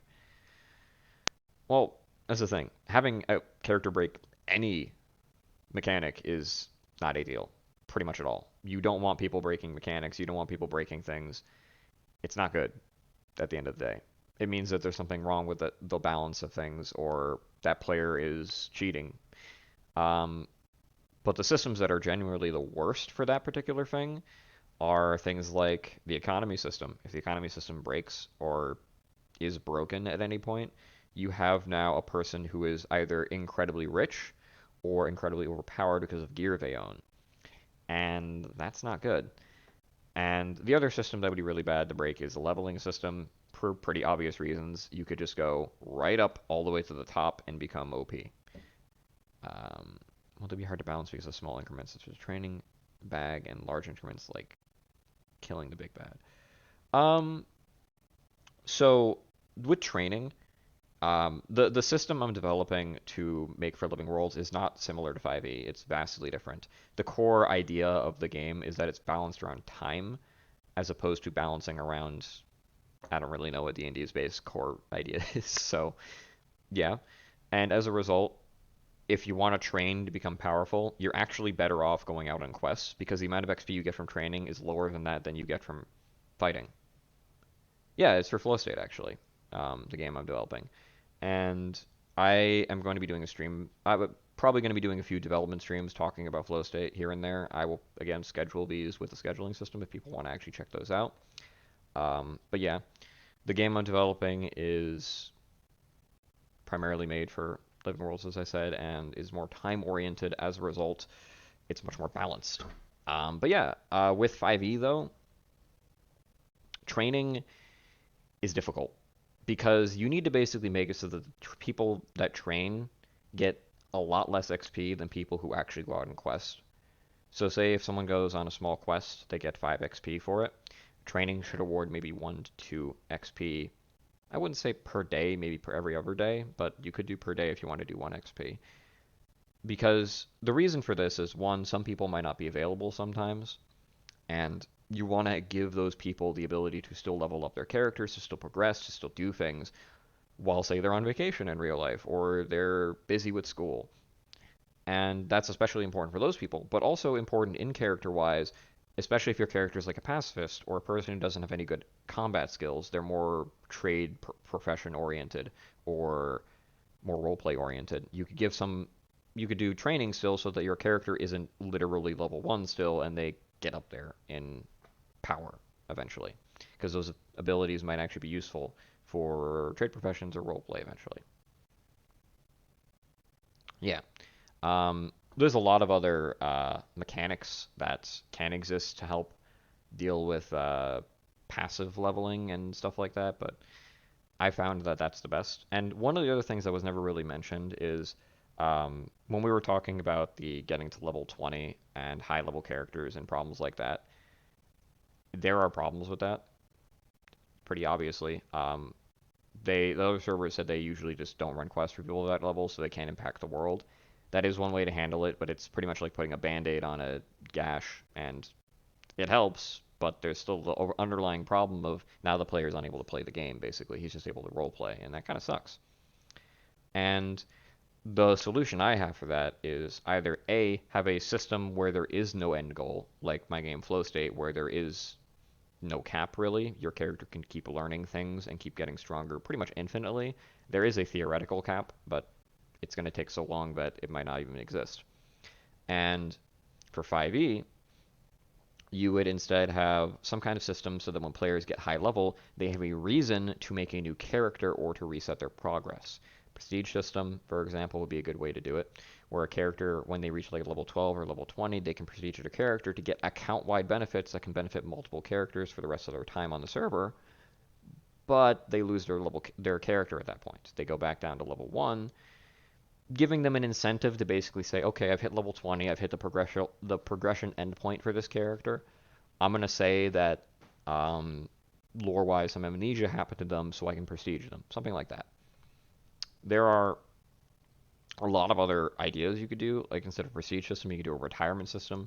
You could offer a lot of other game systems like currencies, guilds, etc., so that people who are level 20 still have a lot of ways to participate in the server, much like with the other servers we were talking about. Um, there's a lot you can do. I mean, also post 20 content exists for 5e, and you can kind of make up some stuff, transformations, boons, so on and so forth. There's a literal ton of stuff you can come up with, and this is kind of what I was getting at with talking about if you want to make your own Living World server. Really, you should start out with a West March because that is seriously the more important thing is if you want to get a player base up and running, you should start with a West March. Start with very simple, just running some campaigns, having some consistency between DMs, between player characters, and then from there start developing systems. Be like, hey guys, you can now craft weapons and armor, and release that as a system. That's how a lot of these other servers get up and running. And if you want to do things from scratch and develop your own stuff, that is the best way to do it. Especially if you're working with something that isn't 5e, because 5e is the only one that's really been Living World did. Um, Pathfinder has been, kind of. There are some Pathfinder Living World servers out there, but as Kinez was saying, they are very restrictive because Pathfinder is a much more restrictive system than 5e. 3.5 is literally the same thing in many ways, so it falls into the same category.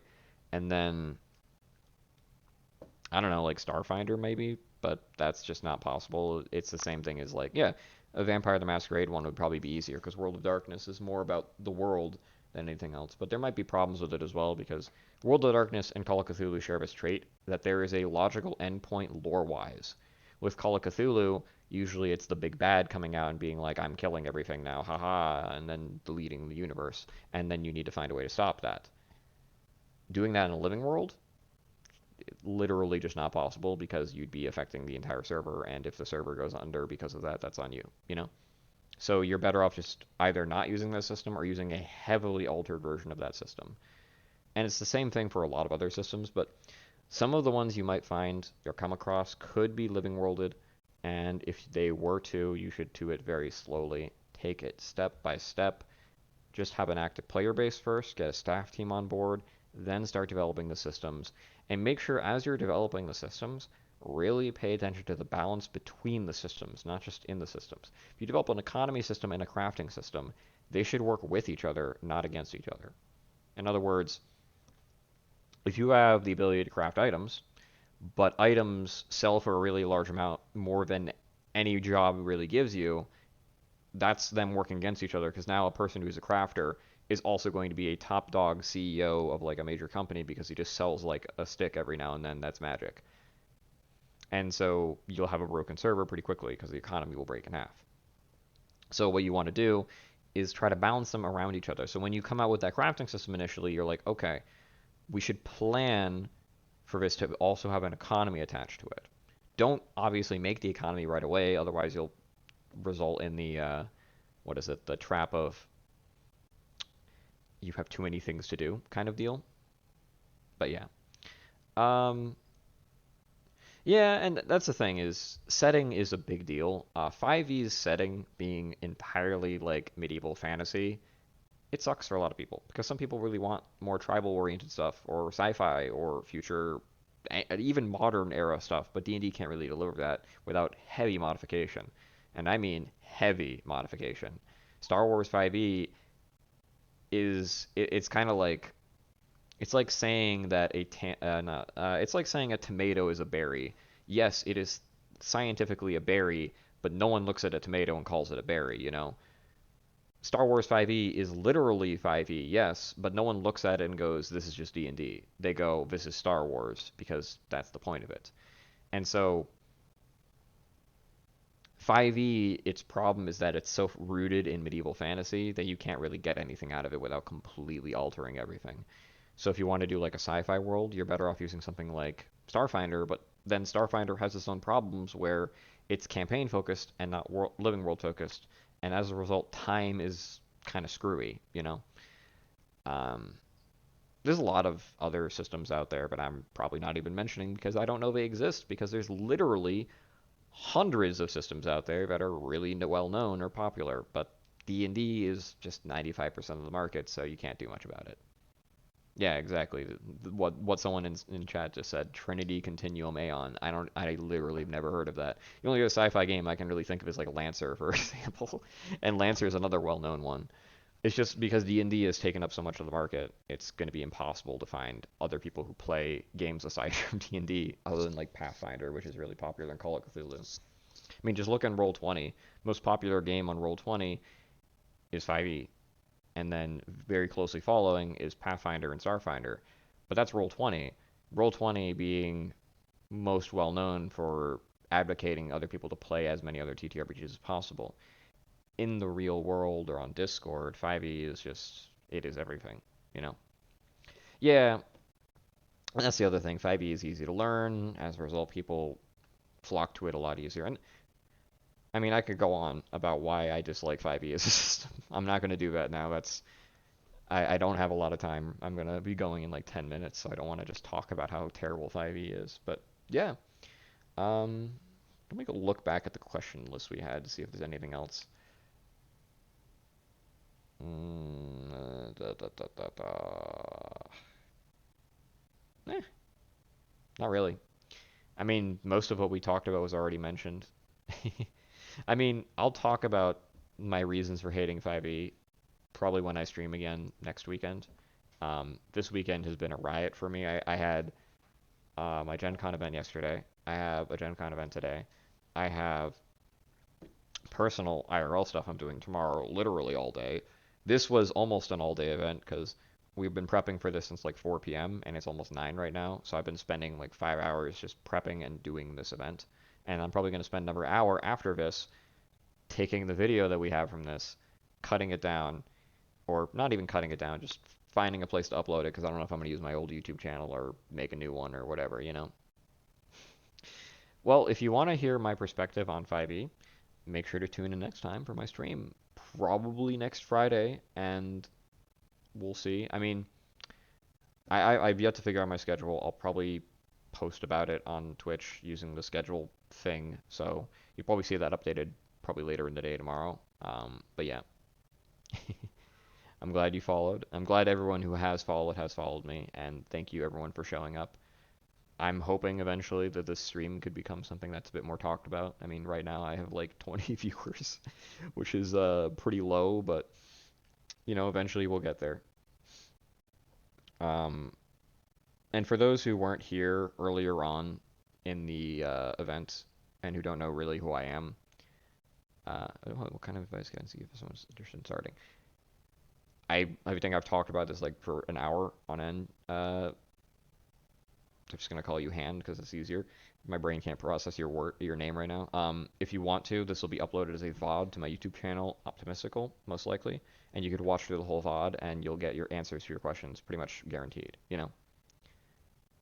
And yeah, I mean, if you need advice on Living Worlds, you could also just ask people that are in Living Worlds, not me right now because I'm, you know, gonna be busy soon. But yeah, what was I gonna say?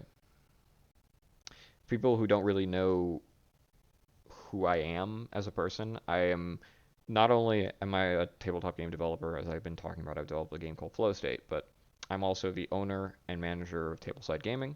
I'm the owner and manager of a group called the Tabletop Alliance. The Tabletop Alliance is a grouping of just over 30 different servers. Many of them people will know through Discord, that all have open communities and follow terms of service and are very friendly.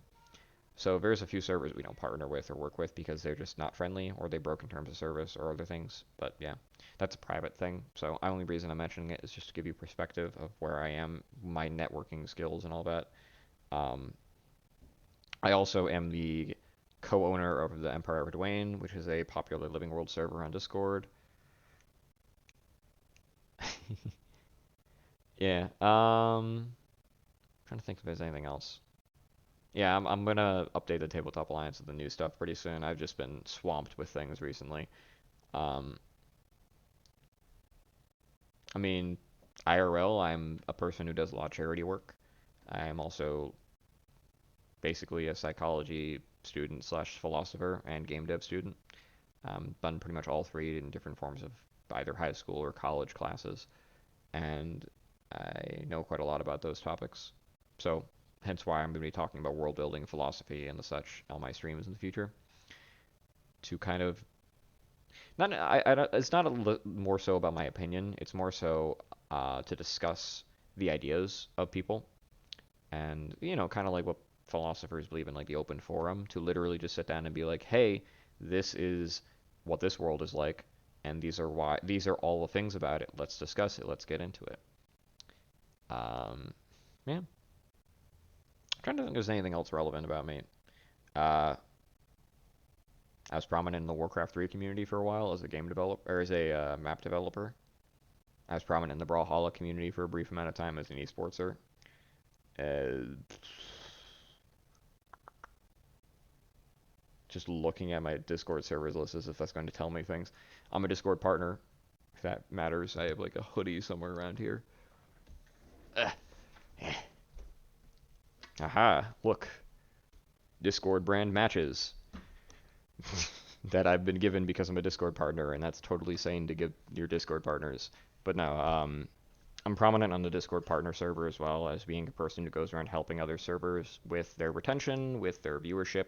So if you as a person ever need some advice or assistance, you can always PM me on Discord.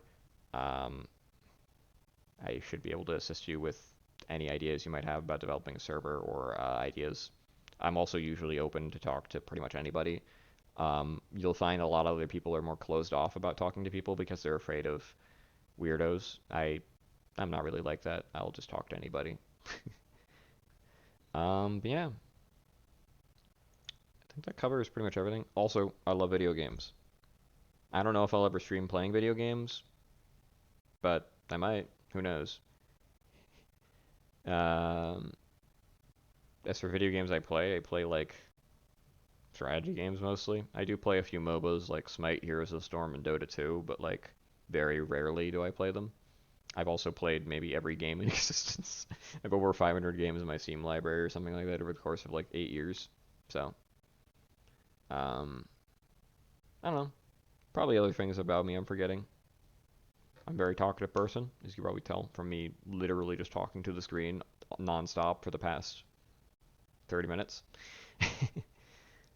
uh, I don't know. This is probably other. I've had a long day. I don't remember everything, man. But yeah, I'm probably gonna hop off of this stream. I have my friends. They wanna talk to me, and I have things I gotta do. Um, yeah. If you have any questions about the Living World stuff, you can either refer to the VOD, which will get uploaded probably later tonight or tomorrow, on my YouTube channel, Optymystical, or you can PM me if you have more questions that didn't get answered via the VOD. Also, this will be a VOD on Twitch for like 2 weeks because Twitch sucks. So if you want to watch it there, you can. Alright, goodbye, people.